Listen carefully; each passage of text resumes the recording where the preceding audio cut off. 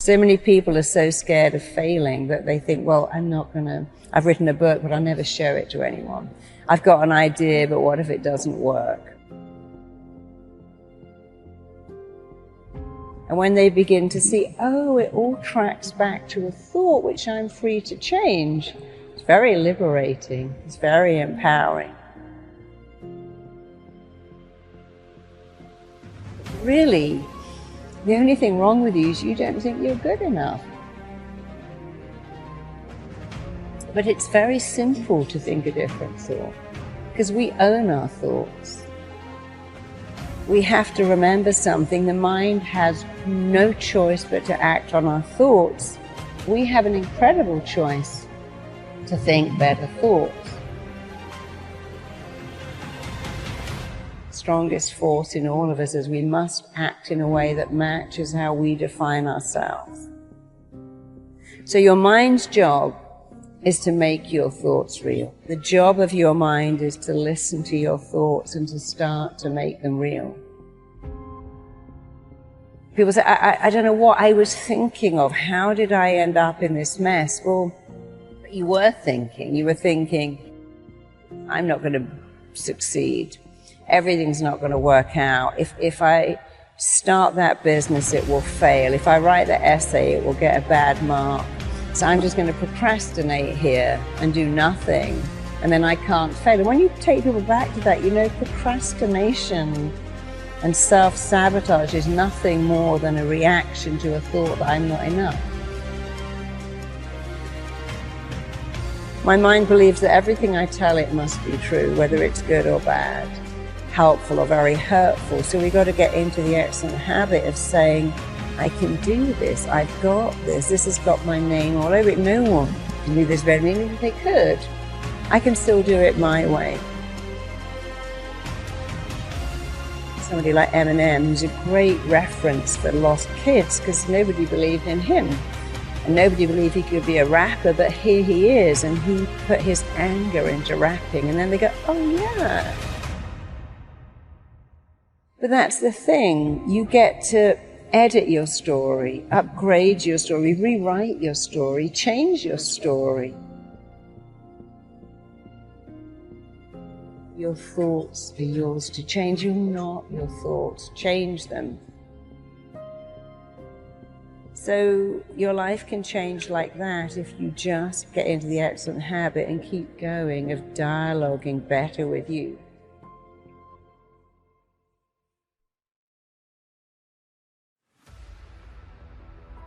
You can change like that.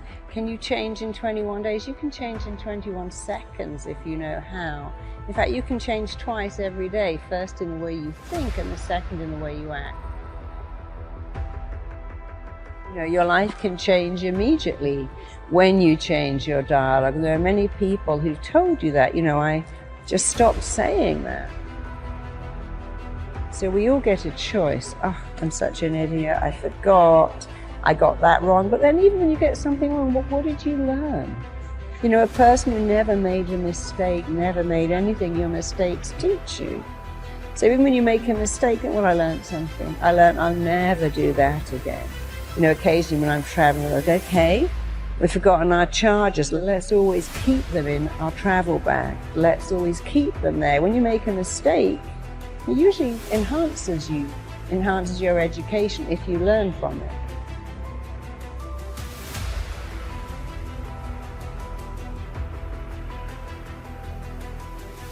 And that's one of the rules of the mind. Whatever you focus on, you get more of.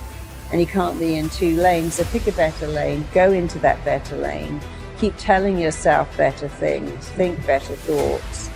And whatever is the missing bit, the emptiness, the needs you didn't get met, take some time to think about what they are, and think about what you wanted here, and then tell yourself those words. I can do it.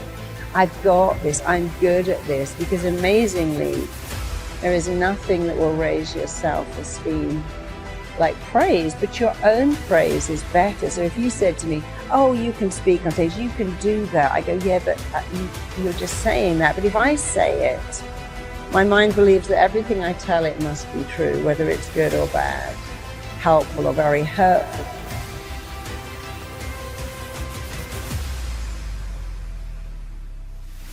the words you want to hear, what I call the missing bit. What have you been longing to hear? Well, don't give that away and don't give that up. Start to say it yourself, because it sinks in. Whoever's saying it, it sinks in. But when someone else says it, they might have an agenda. You're great, could you lend me some money? But when you say it, there is no agenda. Think of your unmet needs. The emptiness in you is what you didn't get as a kid. You didn't get love, you didn't get praise, you didn't get recognition, you didn't get celebrated, you didn't even get gifts. And that's horrible, but imagine if you could start to say those things. I matter, I'm significant, I'm lovable, I'm worthy, I'm enough. And then you'll start to fill up that emptiness. The not enoughness becomes enoughness.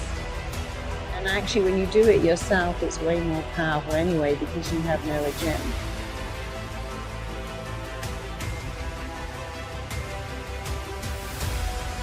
It all starts with a thought.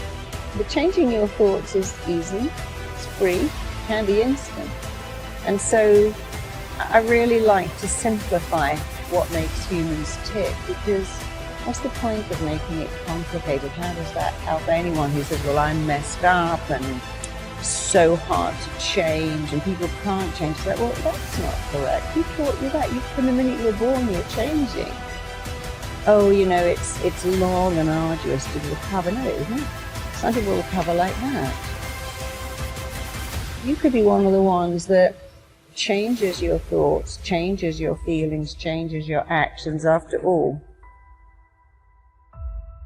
And if you could look in your body and see the inflammation, the stress hormones, the cortisol you create from thinking negative thoughts, you would never do it again. So we got to remember our thoughts are not our thoughts. They're a blueprint that our mind, body, and psyche are trying to make real. And if you could only think better thoughts, you'd give your mind an easy job.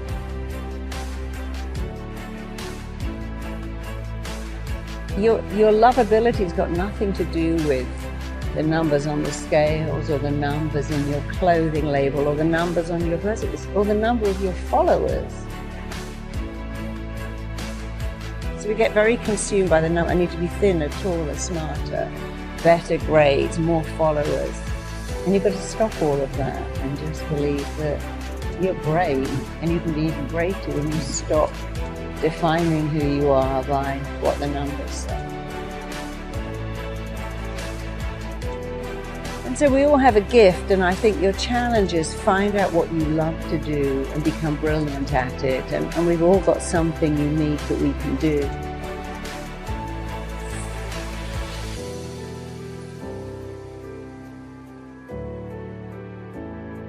All of us, at some time or another, have agonized over making a decision. Some decisions are major decisions. And also there are a lot of small decisions that we don't make, that they tax our minds, they drain our energy, they create a lot of anxiety and nervousness and mental torment because we don't take care of it. We decide not to decide, which is a decision. Imagine you're on your deathbed, and standing around your deathbed are the ghosts representing your unfulfilled potential. The ghost of the ideas you never acted on, the ghost of the talents you didn't use. And they're standing around your bed, angry, disappointed, and upset. They say, we came to you because you could have brought us to life, they say.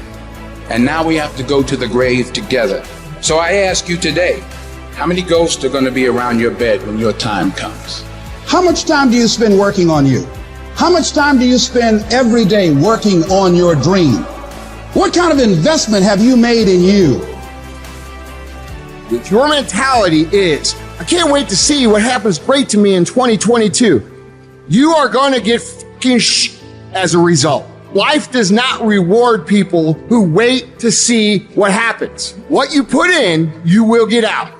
So if you want 2022 to actually be different, you have to not only be willing to visualize and manifest, you have to be willing to grit it out. You have to be willing to push through discomfort. Nothing that you're about to try or do or achieve that is worthwhile is going to be comfortable for you during the process of creating it. And I want you to take the word hope and I want you to throw it on the motherfucking ground, and I want you to replace it with the word I will fucking do in 2022.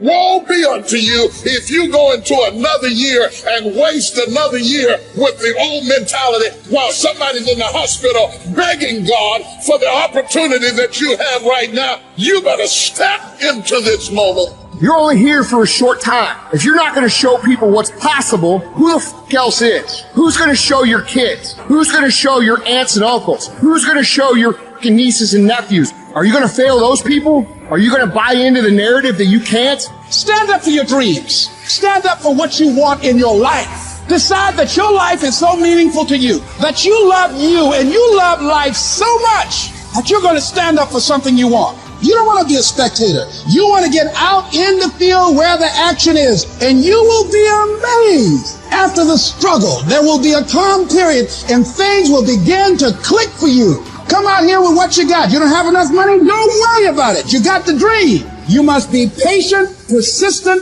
and positive no matter what. But aren't there some guarantees you can give us? Yes. You're going to die. You can't get out of life alive. So I'm saying to you, you got 6 months to live. Live your life now. Live your dreams now. Start acting like this is your last day on the planet.